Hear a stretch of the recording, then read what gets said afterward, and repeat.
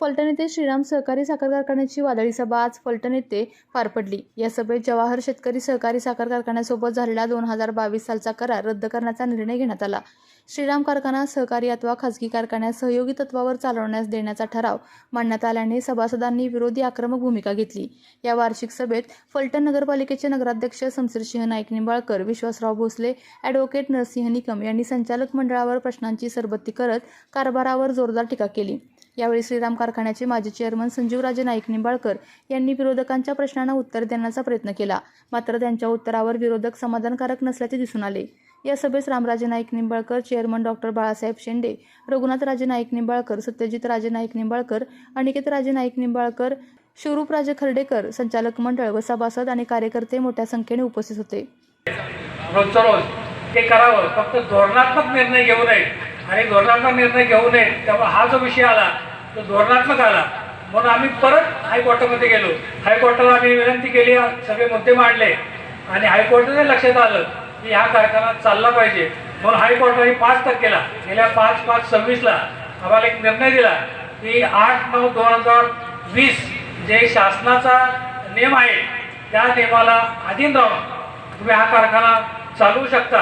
आणि त्या पद्धतीने आज आपण ही वार्षिक मीटिंग घेतलेली आहे आणि कारखान्यात वित्तीय सहाय्य उपलब्ध झाले नाही तर कारखाना चालवणं अत्यंत अवघड आहे।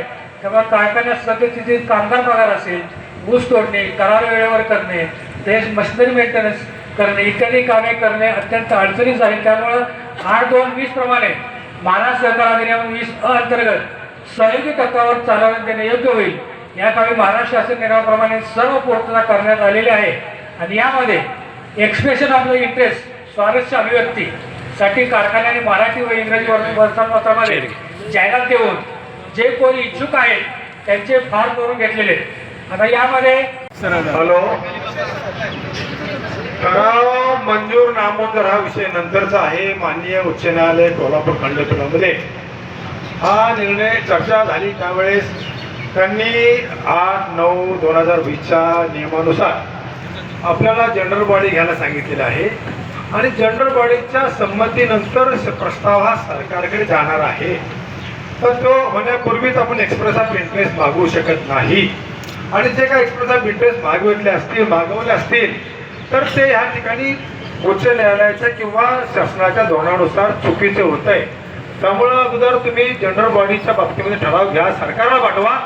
सरकारचे अधिकार आहेत ते पुढच्या 15 वर्षामध्ये द्यायचे किंवा नाही द्यायचं। पहिल्या 15 वर्षामध्ये तो जो ऑपरेटर नेमायचा किंवा नाही भागीदार तत्वावर तो अधिकार आहे साखर आयुक्ताचा। त्याच्यानंतर तो अधिकार सरकारचा आहे, सरकारला विचारावं लागेल। तर मागच्या वेळेस सरकारने जो काही ठराव केला होता त्यावेळेस शंभूराज देसाई साहेबांनी पालकमंत्री महोदयांनी जो काही निर्णय दिला होता की 200 रुपये टनामागे द्या, तशा प्रकारचा निर्णय झाला नाही।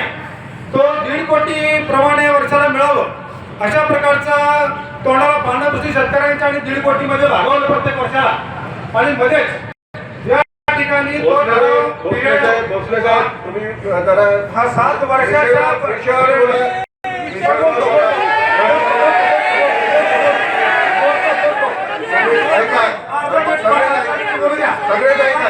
सगळे बोलत नाहीये, ऐका तुम्ही,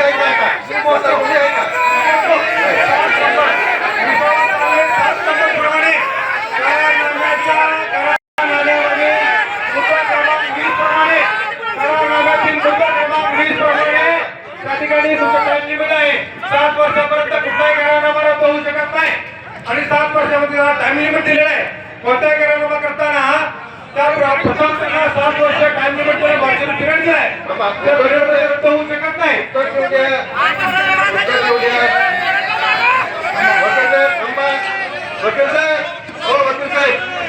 उत्तर देऊ द्या।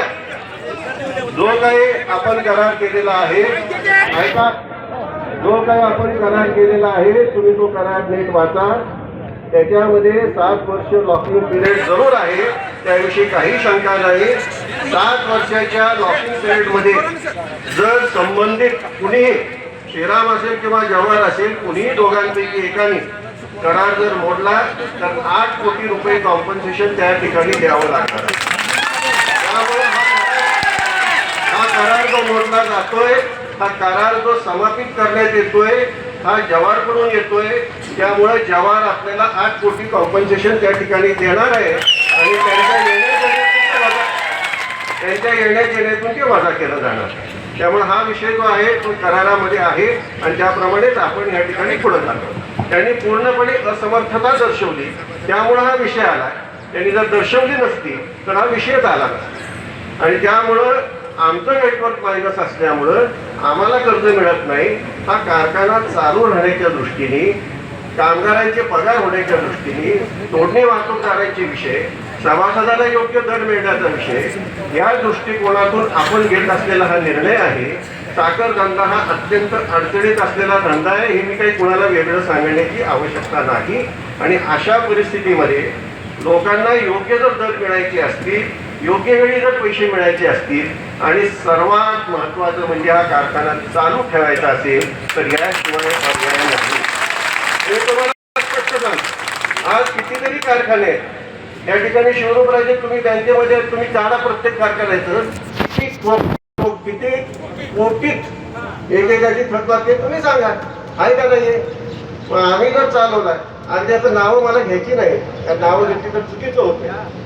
त्यांचे विषय त्या कारखान्याचे मोठे मोठे जिल्ह्यातले कारखाने 100-200 नव्हे, 400, 500, 700, 900 कोटीपर्यंत त्या ठिकाणी त्यांच्यावरती बोजा आहे. आज आपल्यावरती काही बोजा नाही. आज फक्त आपल्याला ते देणं आहे. ते देणं फक्त जवारचं आहे, कारण त्यांनी जी मशिनरी बसवली त्याचा घसारा घेऊन ते आपल्याला ते देणं आहे. ते देणं देण्याची जबाबदारी पूर्णपणे त्या ठिकाणी आपण त्याच्याबरोबर एक्सप्रेशन ऑफ इंटरेस्ट केलं, दत्त इंडियाने सर्व अधिक बनलं, तर ते देणं देण्याची जबाबदारी ते घेत आहेत. हे तुम्हाला कुणाला काही चोशीसच नाही ना.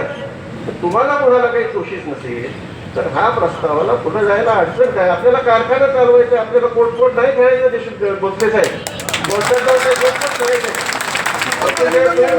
चालू द्या, आपण भांडत राहू, फक्त हे चालू द्या. म्हणून मंत्री तुम्ही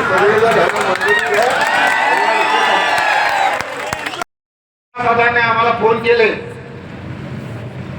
आणि त्यांनी आम्हाला विचारलं, पहिला करार जाऊ द्या मर्द्या, निदान दुसऱ्या कराराला तरी आम्हाला माहिती होऊ द्या. मगाशी चेअरमन साहेबांनी सांगितलं 8/9/2020 ला हे गव्हर्नमेंटचा GR निघालाय आणि त्या GR प्रमाणे कारखाने चालवायचे. माझा ह्या बॉडीला मॅनेजमेंटला सवाल आहे की तुम्ही 2022 ला जो करार केला त्यानंतर आज अखेर ह्या 3 गाळप मध्ये किती क्रशिंग झालं, किती लाखाचं क्रशिंग झालं हे कळायला तुम्हाला बरं वाटत. एमडी साहेब किती लाखाचं करार झाला, क्रशिंग झालं नाही, सभासदांना कळू देत ना. नाही, मला बी कळलं पाहिजे ना, क्रशिंग तर कळलं पाहिजे ना. नाही त्याच्यावर सांगतो, हिशोबच आहे ना त्याच्यावर. क्रशिंग सांगा, क्रशिंग तुमचं पूर्ण करा तुम्ही. हे पहा, मला आधी क्रशिंग क्रशिंग सांगतो तुम्हाला. सवाल जवाब नाही, तुम्हाला काय बोलायचे पूर्ण बोला. हे पहा, क्रशिंग सांगतो मी तुम्हाला. आमच्याकडे सगळे आकडे आहेत.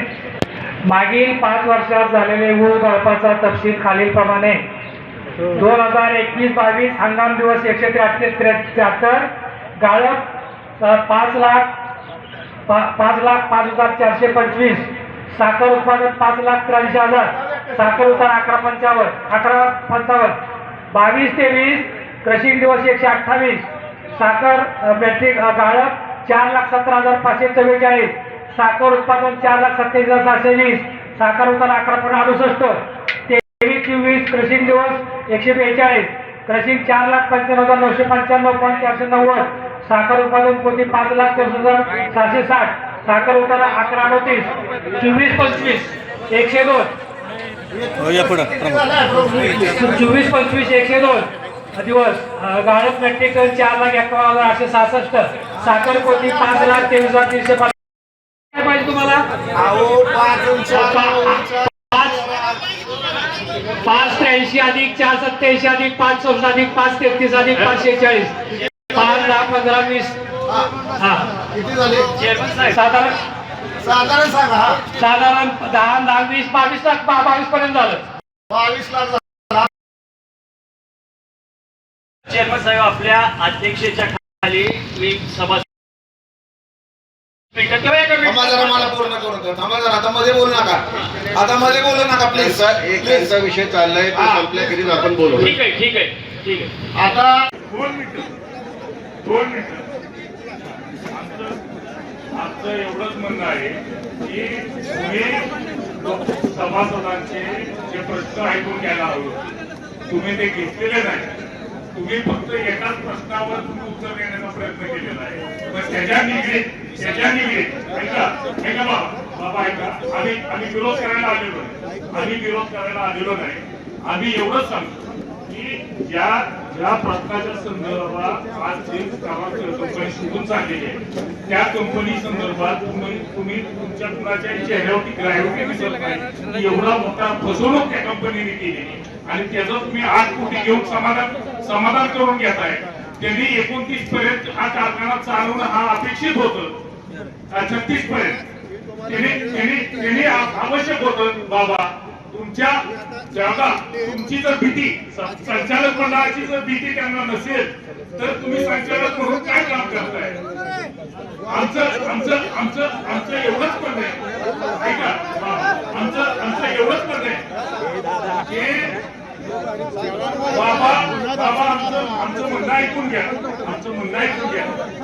म्हणणं मान्य करणं हा संचालक मंडळाचा विषय आहे, पण मानणं आमचं काम आहे. मानणं हे आमचं काम आहे.